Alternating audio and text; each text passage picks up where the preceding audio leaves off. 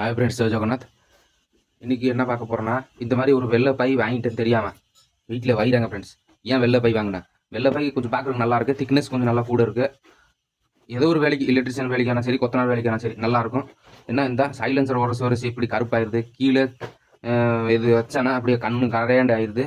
அதுக்கு ஒரு ஐடியா இருக்குது பாருங்கள். இந்த மாதிரி ஒரு அரிசி சாக்கு பார்த்தீங்களா, அரிசி சாக்கு இப்படி இப்படி அளந்துட்டு நம்ம தான் அறுத்துட்டேன் ஃப்ரெண்ட்ஸ். பை போட்டு அளந்து கட் பண்ணிடணும். இந்த மாதிரி ரெண்டு பக்கம் இந்த பொடி உள்ளே போருக்கு கைப்பிடி. அப்படி என்ன பண்ணணும், இந்த சாக்கு பிடிச்சி பை இதுக்குள்ளே போட்டுருணும் ஃப்ரெண்ட்ஸ். போட்டு முடிச்சாச்சா?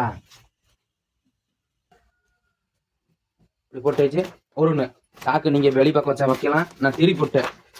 சரி, அடுத்து இந்த ஹேண்டில் இருக்கு, இது ஹேண்டில் வெளியே எடுத்துடணும். இது இப்படி கைப்பிடி, இது ஹேண்டில் எடுத்துட்டு அடுத்து இப்படி மறைக்கணும். கை ரெடி ஃப்ரெண்ட்ஸ். பாருங்க ஃப்ரெண்ட்ஸ், இவ்வளோ சூப்பராக இருக்கா? ஒன்றுமே ஆகாது, அது வாட்டி கிடக்கும். மலையில் சவாதியில் வத்தியில் எதில் வச்சா அது வாட்டி கிடக்கும், உள்ளே ஊறாது. நல்லா கொஞ்சம் ஸ்ட்ராங்காக இருக்கும், ரொம்ப நாள் லாஸ்டிங் ஆகும். அவ்வளோ ஃப்ரெண்ட்ஸ்.